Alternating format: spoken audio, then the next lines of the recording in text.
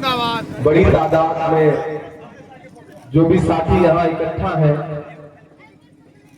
उन सबका स्वागत करता हूँ। आज सुबह से हम लोग भाई देवेंद्र जी और हम इंतजार कर रहे थे कि हेलीकॉप्टर टेक ऑफ कर सके।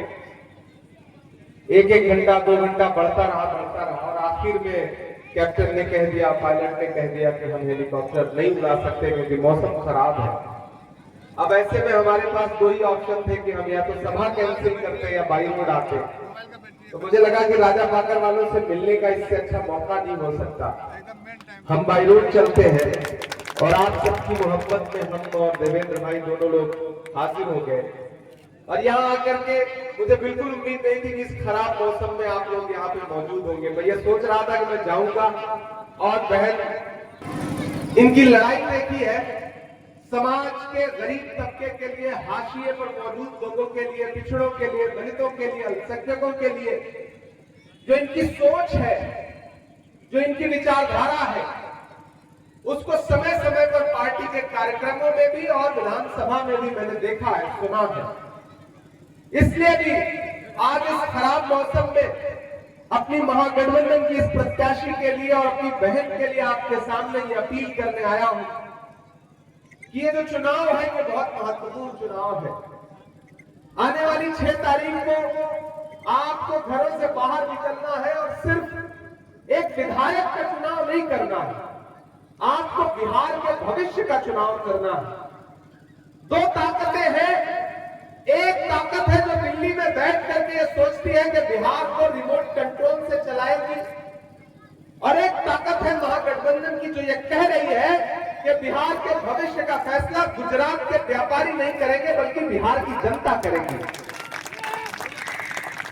एक तरफ वो लोग खड़े हैं जिनकी विचारधारा गोडसे से मिलती है और एक तरफ वो लोग खड़े हैं जो गांधी के मानने वाले हैं। हम गांधी के मानने वाले आपके बीच में खड़े हैं, हम डॉक्टर बाबा साहब अम्बेडकर के मानने वाले आपके बीच में खड़े हैं।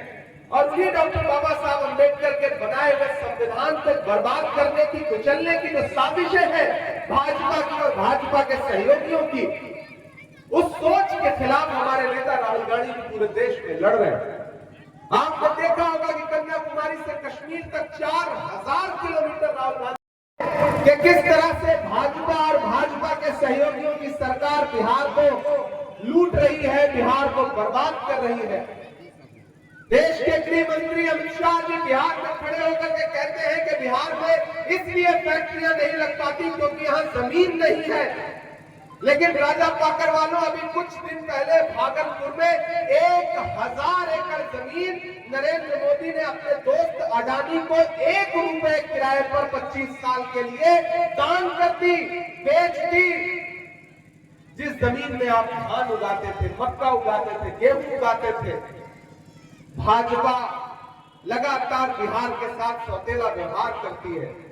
ऐसे में महागठबंधन तेजस्वी यादव जी की अगुवाई में पूरे प्रदेश में जाकर के ये कह रहा है कि अब नीतीश कुमार जी की तबीयत खराब रहती है, अब उनको बदलिए और बिहार को एक युवा मुख्यमंत्री दीजिए जिसका नाम तेजस्वी यादव है।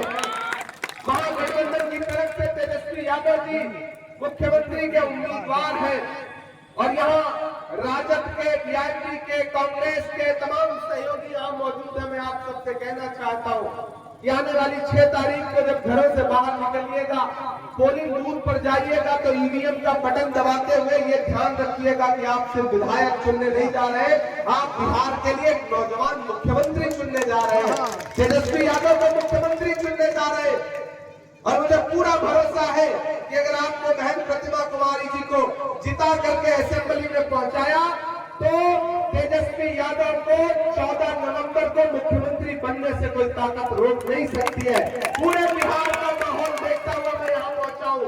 बछवाड़ा से लेकर, नालंदा से लेकर, बिहार शरीफ से लेकर के, पूर्णिया से लेकर के, कस्बा से लेकर, खगड़िया से लेकर के, बेतिया से लेकर के अब यहाँ आया हूँ और यहाँ आकर के आपको भरोसा दिलाता हूँ कि ये बारिश, ये खराब गठबंधन के हौसले को नहीं तोड़ सकती। हम लोग इस मौसम में भी लगातार लोगों के बीच में जा रहे हैं और मैं पूरे बिहार का माहौल आपको बता रहा हूं कि नरेंद्र मोदी जी की सभाओं में भीड़ नहीं आ रही है, जनता में कोई जोश नहीं है। नीतीश जी जबरदस्ती लोगों को पकड़ पकड़ के माला पहना दे रहे हैं मंच पर। आप सब देख रहे हैं कि नहीं देख रहे? ये स्थिति हो गई है। उससे आते हुए मीडिया के एक साथी ने कहा नीतीश जी के बारे में आप क्या कहेंगे? हम कहे भाई मैं जब से बिहार आया हूँ भोजपुरी का एक गाना मैं सुन रहा हूँ कि छन छन बदले तोरे मिजाज रजऊ दगाबाज रजऊ धोखेबाज रजऊ। नीतीश जी की स्थिति तो कि उनको खुद नहीं पता है कि सरकार वो चला रहे हैं कि संजय झा और ललन सिंह चला रहे हैं। सरकार नीतीश जी नहीं चला रहे, सरकार बिहार में बैठ करके रिमोट से अमित शाह और नरेंद्र मोदी जी चला रहे हैं और आने वाले दिनों में सरकार अडानी चलाएगा बिहार की। कि ये बहन 5 साल आपकी सेवा करती रही है। कोई जब 5 में रहता है तो कभी कभी छोटी छोटी शिकायत, कभी फोन न उठा पाई हो, कभी आप किसी मुद्दे पे उन तक पहुंचने का प्रयास किया हो और न पहुंच पाए हो, तो इस बहन की तरफ से मैं आपसे माफी मांगता हूं और ये गुजारिश करता हूं कि जब मकसद बड़ा होता है राजा पाकर वालों तो छोटी छोटी चीजें नजरअंदाज करनी पड़ती हैं। इस बार मकसद है बिहार में सरकार बदलने का, तेजस्वी यादव को मुख्यमंत्री बनाने का। इस बार मकसद है सरकारी नौकरी देने का। इस बार मकसद है कि बिहार में युवाओं को पलायन न करना पड़े, उसके लिए पूरे बिहार में उद्योग धंधे लगाने का। तो जब मकसद बड़ा हो तो छोटी छोटी चीजें नजरअंदाज करनी पड़ती हैं। इसलिए साथियों आप सबसे गुजारिश करूंगा, सबसे पहले तो आपका आभार कि आप इस खराब मौसम में भी खड़े हैं। आपका हौसला बताता है।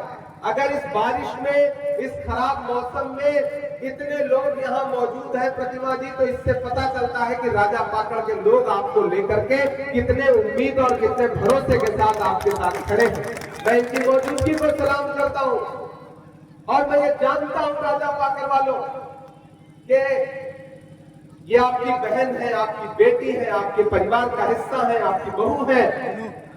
और घर की बहन, घर की बेटी, घर की बहू, घर के एक परिवार के सदस्य की तरह उसका चुनाव आप कैसे लड़ेंगे हमें आप लेकर के बटेंगे, इधर उधर एक भी वोट बर्बाद करेंगे तो सोया है चौकीदार, सोया है चौकीदार। थक तो नहीं गए आप लोग?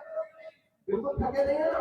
बारिश की वजह से एकदम ठंड लगने लग गई है, तो मुझे लगना चाहिए कि मैं जिंदा दिल लोगों के बीच में खड़ा हूं। एक कहाँ सोया है चौकीदार, कहाँ सोया है चौकीदार।